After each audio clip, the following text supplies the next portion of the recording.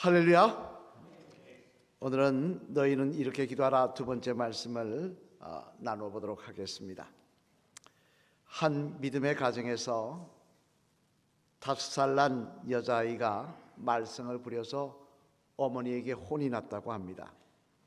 어머니는 아이를 야단친 후에 너는 방에 들어가서 조용히 잘못을 회개하고 하나님께 기도드려라, 잘못했다고 기도드려라 라고 말을 했다는 것입니다. 그리고는 한 30분이 지난 후에 엄마는 방을 열고 물어보았습니다. 기도드렸니? 그러자 아이는 예, 기도드렸어요 라고 대답을 하는 것입니다. 그래 엄마는 정말 기도를 드렸는지 궁금해서 다시 물어봤다고 합니다. 그래, 뭐라고 하나님께 기도를 드렸니? 그러면 아이가 뭐라고 기도해야 되는 겁니까? 하나님, 제가 잘못했어요. 엄마 마음을 상하게 해서 죄송합니다. 이렇게 기도해야 될 텐데 아이는 이렇게 대답을 하더라고 합니다. 하나님, 우리 엄마가 더 착한 엄마가 되게 해주세요. 우리 엄마가 화를 잘 내지 않게 해주세요 라고 기도를 드렸다는 것입니다. 반성하라고 기도했더니 어떻게 기도했다는 겁니까? 엄마가 변하게 해달라고 기도했다는 겁니다. 이처럼 사람들은 하나님께 기도를 드린다고 하면서도 보통 보면 자기 중심의 이기적인 기도를 드리는 경우가 많이 있습니다만, 그러나 주님은 우리들에게 말씀하시기를 하나님께 드려야 될 기도는 이처럼 자기 중심의 이기적인 기도가 아니라고 말씀하십니다. 즉 아무 기도나 한다고 하나님께서 다 응답하시는 것은 아니라는 말씀입니다. 그러시면서 가르치신 기도가 바로 주기도문입니다만, 그런 면에서 오늘 본문의 말씀에 보면 주님께서는 하늘에 계신 우리 아버지여 이름이 거룩히 여김을 받으시오며 라고 하시는 첫 번째 기도의 내용에 의해서 두 번째 기도의 내용에 대해서 이렇게 말씀하십니다. 우리 10절 말씀 앞을 보시며 같이 한번 읽어보시겠습니다. 시작. 나라가 임하시오며. 아멘. 거기까지. 여기 두 번째 기도. 나라가 임하시오며. 무슨 말씀입니까? 두 번째 기도해야 할 내용은 바로 하나님의 나라가 임하게 해달라라고 기도해야 한다는 것입니다. 하나님의 이름이 거룩히 여김을 받기를 원합니다. 내 삶을 통하여 하나님의 이름이 거룩히 여김을 받기를 원합니다. 이번 두 번째는 하나님의 나라가 임하기를 원합니다. 그런데 이 가운데 주목해야 할 말은 나라라는 말입니다. 이 나라라는 말은 원어 성경인 헬라 성경에 보면 바슬레이아라는 말로 사용을 하고 있습니다만, 이 말의 뜻은 뭐냐? 왕권, 왕의 통치, 왕의 주권, 이라는 뜻입니다. 따라서 하나님 나라가 임하시오며 라는 말은 하나님의 왕으로서의 주권, 왕으로서의 통치가 임하여 달라라는 말씀으로, 그 의미는 이를테면 우리가 죽어서 가야 될 천국이 당장 이곳에 임하게 해달라, 그런 뜻이 아니라 하나님의 통치, 하나님의 다스림이 이곳에 임하게 해달라라는 말씀인 것입니다. 그렇다면 여러분, 구체적으로 하나님의 통치가 어디에 임하게 해달라고 우리는 기도해야 되는 것일까요? 하나님 뜻대로 기도하라고 하셨는데, 하나님의 나라가 임하게 해달라고 기도하라고 했는데 어디에 임하게 해달라고 기도해야 되는 것일까요? 바라기는 오늘은 이 말씀을 통해 저와 여러분의 삶 속에 하나님의 통치가 임하시는, 하나님의 주권이 임하시는 귀한 믿음의 삶이 되시기를 주님의 이름으로 간절히 축원을 드립니다. 그러면 구체적으로 하나님의 통치가 어디에 임하게 해달라고 기도를 드려야 하나님이 원하시는 기도일까? 그 내용을 살펴보면, 먼저 첫째, 우리 앞을 보시며 한번 같이 읽어보시겠습니다. 시작. 우리들의 마음속에 하나님의 주권이 아니고 통치가 임하시기를 기도해야 한다는 것입니다. 누가복음 17장 20절로 21절 말씀 앞을 보시며 한번 같이 읽어보시겠습니다. 시작. 바리새인들이 하나님의 나라가 어느 때에 임하나이까 묻거늘 예수께서 대답하여 이르시되 하나님의 나라는 볼 수 있게 임하는 것이 아니요 또 여기 있다 저기 있다고도 못하리니 하나님의 나라는 너희 안에 있느니라. 아멘. 무슨 말씀입니까? 하나님의 나라, 하나님의 통치는 무엇보다 먼저 어디에 임해야 된다는 이야기입니까? 우리 마음속에 임해야 된다는 거예요. 하나님의 나라는 너희 안에 있느니라. 하나님의 주권은 우리 안에, 하나님의 통치는 우리 안에 임해야 된다는 것입니다. 따라서 우리는 먼저 우리 마음속에, 내 마음속에 하나님의 통치가 임하도록 기도해야 한다는 것입니다. 미국의 작가 중에 테레사 스토트라는 사람이 있습니다만, 그가 적은 책 가운데 길은 걸으면서 만들어진다는 책이 있는데요, 그 내용에 보면 현대인에게는 자신이 제어하지 못하는 3가지 병이 있다라고 기록을 해놨습니다. 그러면 그 병이 어떤 것이냐? 첫 번째는 강한 분노라고 이야기를 합니다. 즉 현대인들의 마음속에 보면 너나 할 것 없이 분노가 있더라는 거예요. 그래서 사소한 일에도 화를 내기를 좋아합니다. 대표적인 모습으로 여러분 운전할 때 어떻습니까? 남이 끼어들면 뭐라고 하십니까? 꼭 한마디 합니다. 그죠? 그런데 옆에 다른 사람들이 들을 거가 민망하면 마음속으로 말합니다. 꼭 한마디 합니다. 미친 뭐라고 이야기를 합니다. 그러면서 운전을 저 따위로 하냐고 그렇게 이야기합니다. 또 부부끼리도 말을 하다가도 화를 내고, 신문을 보면서도 화를 내고, TV를 통해 뉴스를 보다가도 화를 내고, 심지어 축구나 야구를 보다가도 화를 냅니다. 그러다 보니 사소한 일에도 어떤 때는 화를 주체하지 못하고 목숨을 걸고, 별거 아닌데 그거 갖고 목숨 걸고 싸웁니다. 그러다 보니 어떤 일이 일어납니까? 심지어 묻지마 범죄로까지 이어지더라는 거예요. 며칠 전에도 미국에서 17살 먹은 청소년이죠, 총을 난사해가지고 2명이 죽고 5명이 심한 부상을 입었지 않습니까? 원인은 모릅니다. 분노가 있더라는 거예요. 두 번째 병은 또 뭐라고 이야기하고 있냐? 강한 욕망이라고 했습니다. 그래서 너나 할 것 없이 너무 많은 것을 얻으려고만 한다는 것입니다. 다시 말해, 이만 하면 살만한데도 불구하고 그저 일확천금을 꿈꾸며 어떻게 해서든지 부자가 되려고 몸부림을 친다는 거예요. 그러다 보니 세상이 어떻게 되었습니까? 돈을 위해서는 못할 것이 없는 세상이 되더라는 거예요. 돈 때문에 남편도 죽이고 아내도 죽이고, 남의 가정이 다 망가지고 피눈물을 흘려도 돈만 얻으면 못할 짓이 없더라는 거예요. 하지만 이게 남의 이야기만은 아니더라는 거예요. 그건 세상 이야기입니다. 신문에 나온 이야기입니다라고 할 수 있지만, 그러나 강약의 차이는 있을지 몰라도 우리 마음속에 있더라는 거예요. 우리가 인생을 걸어가면서 생각해야 되는 건 뭡니까? 어떻게 하면 하나님의 기쁨이 될까? 어떻게 하면 하나님의 마음에 합당하게 살아갈까? 이게 우리가 신경을 쓰며 살아야 될 일인데, 그저 관심은 그런 데 없고 돈, 내 욕망, 내가 많이 누리는 것, 여기 있더라는 거예요. 마지막 3번째 병은 뭐냐? 자기 기만이라고 했습니다. 즉 거짓된 삶을 살면서도 그런 삶에 대해서 현대인은 뭐냐? 죄책감을 느끼지 않는다는 거예요. 그래서 거짓말도 아주 쉽게 합니다.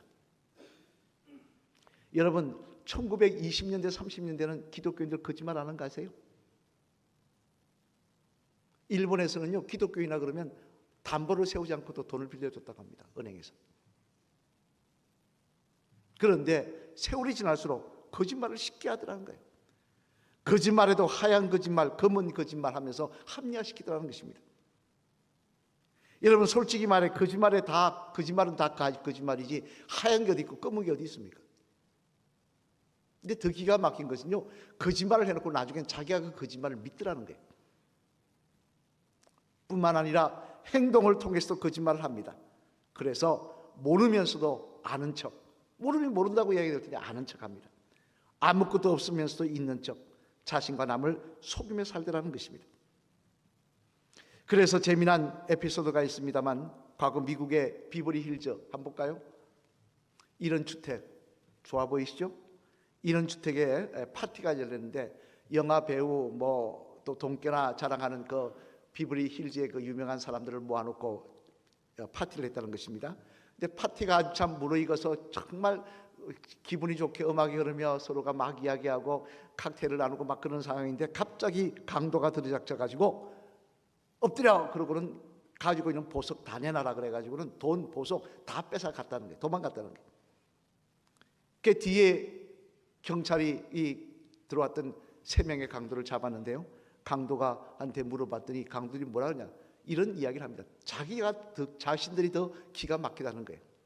그게 무슨 일이야 했더니 강도가 하는 이야기가 빼앗아온 보석을 감정해 봤더니 90%가 가짜더라는 겁니다. 90%가 가짜더라는 거예요. 여러분, 목숨 걸고 훔쳤는데 90%가 가짜라고 하니 이 얼마나 기가 막힌 이야기입니까? 더군다나 자기들 입으로는 본인들이 잘 사는 사람이라고, 남들보다 부자라고, 나는 이만한 부를 자랑하는 사람이라고 그런 말하는 사람들의 말입니다.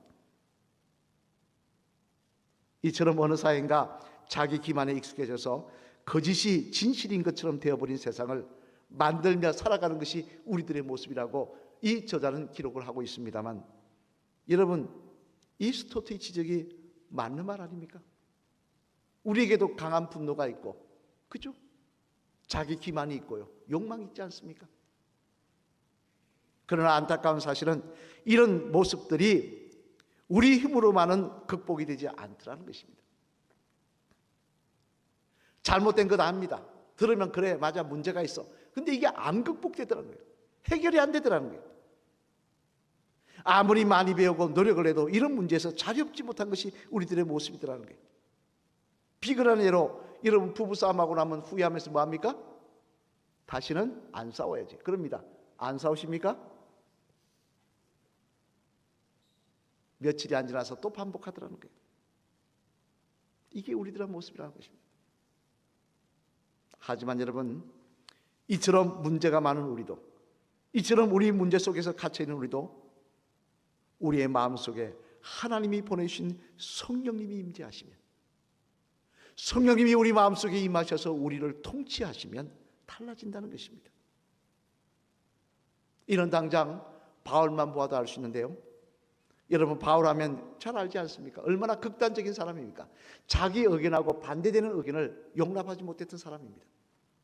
자기 생각과 다른 생각을 용납하지 못했어요. 그는 그래서 자기 생각과 자기가 예수님 따르는 거 아니다 생각하는데, 예수님 따르는 사람이 있으면 아, 저럴 수도 있지 라고 인정하는 것이 아니라 자기 돈을 들여서 그 사람들을 죽이려고 쫓아다녔던 사람이 바울이었습니다. 하지만 그는 그의 마음속에 성령님이 임재하자, 그의 마음속에 성령님이 통치가 일어나자, 하나님의 통치가 일어나자 어떤 일이 일어났다고 그는 그의 마음을 고백하고 있습니까? 우리 로마서 9장 3절 말씀 앞을 보시면 한번 같이 읽어보시겠습니다. 시작. 나의 형제 곧 골욕의 친척을 위하여 내 자신이 저주를 받아 그리스도에게서 끊어질지라도 원하는 바로라. 아멘. 무슨 이야기입니까? 이 말씀은요, 단순히 이스라엘 백성들이 다 예수님 믿고 구원받았으면 좋겠다 그 말씀만 하고 있는 게 아니에요. 이 말씀은 지금 누구에게 이야기하고 있느냐? 자기를 죽이려고 결단하고 쫓아다니는 사람들을 놓고 하는 이야기입니다. 나를 죽이려고 하고 있는데 저 사람들이 예수님 믿고 천국 갈 수 있으면 내가 지옥 가도 괜찮다고 이야기하는 사람으로 변화됐더라는 거예요. 하지만 이는 비단 성경에 나오는 인물만이 아닙니다. 성경에 나오는 인물 이야기하면 뭐 성경이니까 그렇지라고 이야기할 수 있을 것입니다. 우리나라 기독교 역사상 초창기 목사님이었던 이성봉 목사님, 제가 간혹 예를 드립니다. 이 목사님이십니다. 이성봉 목사님. 6.25 사변 때 목포에까지 공산당이 내려왔는데요, 그 목포에서 붕해를 하고 있다가 공산당에 붙잡혔습니다. 현지에서 붕해하던 목사였으니까 공산당은 절대 기독교를 용납하지 않습니다. 지금도 북한에서 가장 큰 죄가 뭡니까? 기독교 믿는 겁니다. 하나님 믿는 겁니다. 다른 죄는 용납이 돼도 하나님 믿는 건 용납이 안 됩니다. 공산당에 붙잡혔어요. 잡혀가가지고 심한 고문과 조롱과 그 고통을 매일매일 당하는데, 기가 막힌 것은 그 고문하는 그 공산당 간부가 뭐라고 이야기하느냐? 영감, 나에게 천국 좀 보여줘. 천국 좀 보여줘. 그러면서 고문하는 겁니다. 또 두드려 패면 또 불러내 이야기합니다. 영감, 나에게 천국 좀 보여줘. 영감 맨날 천국 이야기하잖아. 나한테 천국 좀 보여줘. 나도 가게. 고문을 받고 매를 맞아 피투성이가 된 목사님은 예, 보여드리지요 라고 대답을 하셨습니다만, 그러자 이 공산당 간부가 뭐라 하냐면, 야, 죽어서 가는 천국 말고 지금 당장 보여달란 말이야 라고 했다는 것입니다만, 그러면 또 때렸다고 하는 것입니다만, 그러자 목사님은 이렇게 말씀하셨다고 합니다.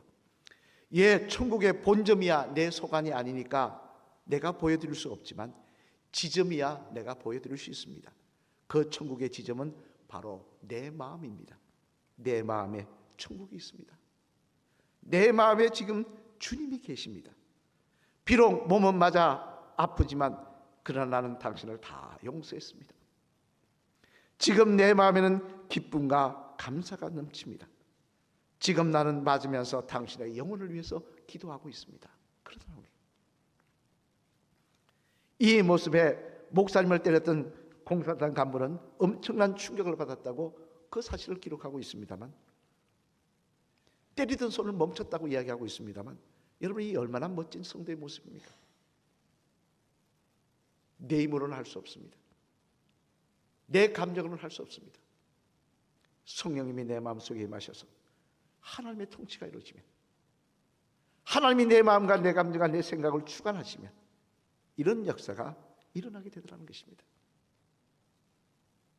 그래서 갈라디아서 5장 22절 23절 말씀에서요, 사도 바울은 이렇게 말씀하십니다. 우리 갈라디아서 5장 22절 23절 말씀 앞을 보시며 같이 읽어보실까요? 시작. 오직 성령의 열매는 사랑과 희락과 화평과 오래 참음과 자비와 양성과 충성과 온유와 절제니 이 같은 것을 금지할 법이 없느니라. 아멘.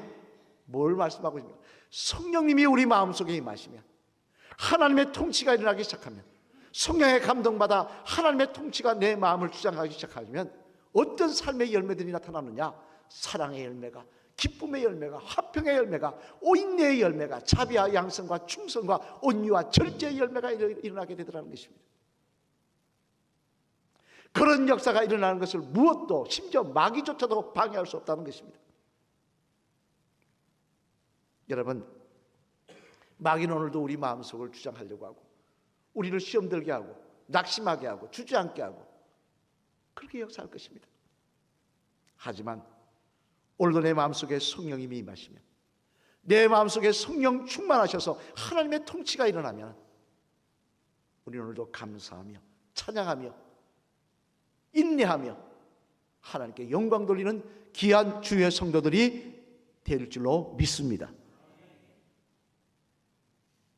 오늘도 바라기는 성령 충만을 사모하셔서, 하나님, 내 마음 나도 알지 못하는 갈대 같지 않습니까? 오늘은 이랬다가 내일은 저랬다가, 하나님, 이 갈대 같은 내 마음, 이곳에 성령님 임재하여 주셔서 하나님의 통치가 일어나게 도와 주시옵소서.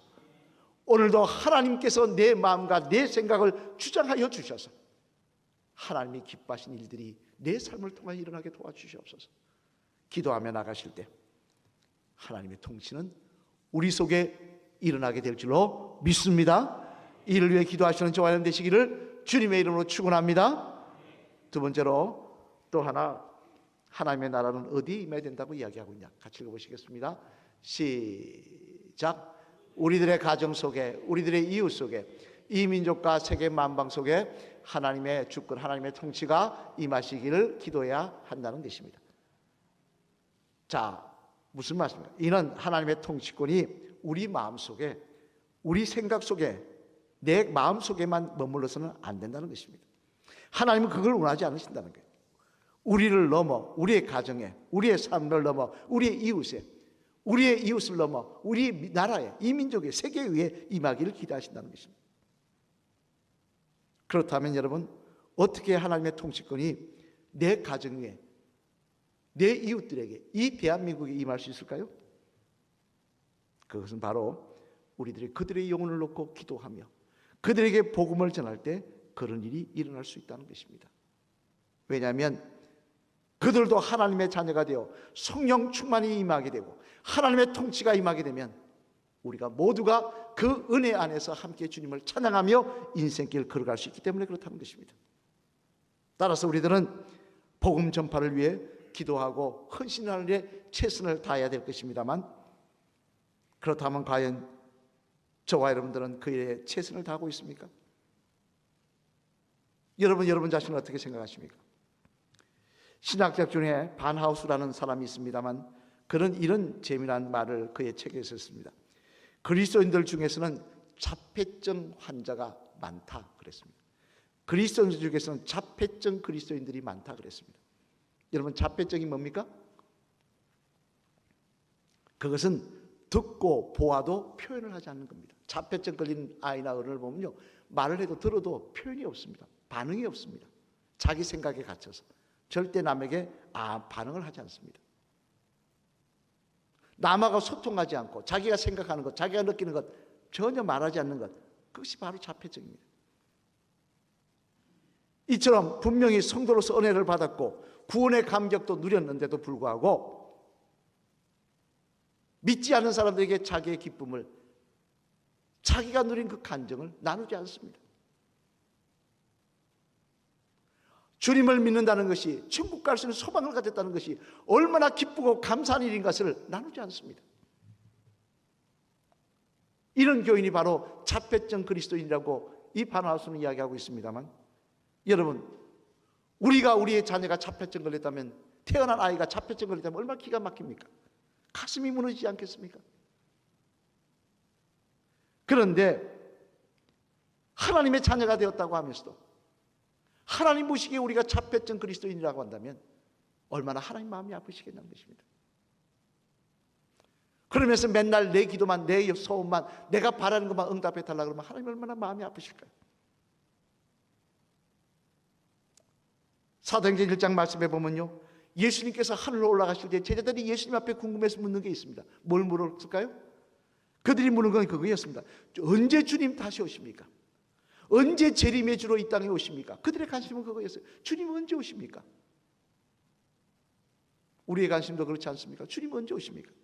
그런데 주님 뭐라고 말씀하십니까? 그런 제자들에게 사도행전 1장 7절 8절 말씀, 잘 아시는 말씀이죠? 앞을 보시며 같이 한번 읽어보시겠습니다. 시작. 이르시되 때와 시기는 아버지께서 자기의 권한에 두셨으니 너희가 알 바 아니요 오직 성령이 너희에게 임하시면 너희가 권능을 받고 예루살렘과 온 유대와 사마리아와 땅끝까지 이르러 내 증인이 되리라 하시니라. 아멘. 무슨 말이에요? 주님은 말씀하십니다. 너희가 관심 가져야 될 것은 내가 언제 다시 오느냐 관심한 게 아니라, 너희가 진짜 관심을 가져야 될 것은 성령 충만이 받고 나가 사명자의, 전도자의 삶을 살아가는 것이라고 말씀하고 있는 것입니다. 그래서 하나님의 통치가 나 혼자뿐만 아닌 내 가정에, 내 이웃들에게, 이 민족 위에 임하기를 원하시는 것이 하나님의 뜻이라는 것입니다. 그거 기대하고 계신다는 거예요. 저는 천국을 보고 오신 박용규 목사님 간증을 간혹 말씀드립니다. 그분의 간증 중에 저는 기억에 남는 게 있습니다. 그분이 천국을 구경하시면서 천국에서 누구의 집이 가장 큰가를 보고 와서 그 간증에서 말씀하십니다. 누구의 집이 크냐 한번 볼까요? 박용규 목사님 말고 그 다음 무디 사진. 이 무디의 집이 제일 크더라는 거예요. 그리고 또 한 분의 집이 큰 분이 있는데 다음 사진 한번 볼까요? 누굽니까?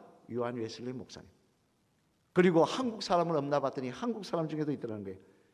누구냐면 사진 볼까요? 이분이 누군지 아세요? 최권능 목사님. 예수천당 외치면서 전도하고 다니셨던 그 최권능 목사님. 이 세 분들의 집이 제일 크더라는 거예요. 세 분의 공통점이 뭡니까? 바로 전도의 용사들이었다는 거예요. 예수 그리스도의 복음을 전하던 사람들이었다는 거예요. 따라서 우리들도 전도하며 하나님의 통치가, 하나님의 나라가 확장되기를 원하며 성령의 역사가 내 마음이 아닌 내 가정 위에, 내 민족 위에 이 세계에 임하기를 사모하며 주의 복음을 전할 때 하나님의 나라는 확장될 것이며 하나님의 통치는 임하게 될 것이며 나아가 주님 앞에 갔을 때 저와 여러분들도 더 귀한 상급을 받게 되는 역사가 반드시 있게 될 줄로 믿습니다. 사랑하는 성도 여러분, 이제 말씀을 마치려고 합니다. 시편 97편 1절 말씀을 보면 시편 기자는 이렇게 노래합니다. 우리 시편 97편 1절 말씀 앞을 보시며 같이 읽어보시겠습니다. 시작. 여호와께서 다스리나니 땅은 즐거워하며 허다한 섬은 기뻐할지어다. 아멘. 무슨 말씀입니까? 하나님께서 다스리시니 땅에 즐거움이 넘친다는 거예요. 하나님이 다스리시니 기쁨이 넘치더라는 거예요. 여러분, 하나님의 통치가 임하는 곳에는요, 악한 것, 더러운 것, 추한 것, 거짓된 것이 임할 수 없습니다. 그곳에는 하나님이 주신 기쁨과 하나님이 주시는 평강과 하나님이 주시는 사랑이 넘치는 은혜의 자리가 될 것입니다. 따라서 오늘도 우리는 기도할 때 하나님, 완악한 내 마음속에 하나님의 나라가 임하게 하여 주시옵소서. 성령님이여 임재하여 주셔서 내 마음을 다스려 주시옵소서. 또한 내 믿지 않는 가족, 내 이웃들에게 하나님의 나라가 임할 수 있도록 저들도 복음을 영접하며 예수님의 사람으로 거듭나게 도와달라고 기도하는 저와 여러분이 될 때 우리의 삶 속에는 하나님의 통치가, 하나님의 다스리심이, 하나님이 주시는 평강과 기쁨이 넘치는 복된 은혜의 자리가 될 줄로 믿습니다. 우리 마지막으로 따라할까요? 집사님의 마음속과 우리 이웃들의 마음속에 하나님의 나라가 임하도록 기도하며 전도해야 할 것입니다. 그래야 할 때 집사님 때문에 하나님의 나라가 점점 더 확장되게 될 줄로 믿습니다. 할렐루야! 저는 하나님의 나라가 우리 마음속에 매일매일 충만하기를 소망합니다. 하나님의 나라가 내 가정 위에 함께 하시기를 원합니다. 내 나라의 이웃에 하나님의 통치가 확장되어서 찬양과 기도와 기쁨의 사리가 메아리치는 복된 삶이 되시기를, 그런 삶의 현장이 되기를 소망합니다. 우리 오늘 보면 10절 말씀 다시 한번 읽어보실까요? 시작. 나라가 임하시오며 뜻이 하늘에서 이루어진 것 같이 땅에서도 이루어지이다. 아멘. 나라가 임하시오며 하나님의 통치가 임하시오며 이를 위해 성령 충만을 사모하며 이를 위해 기도하며 전도하시는 저와 여러분 되시기를 주님의 이름으로 간절히 축원을 드립니다.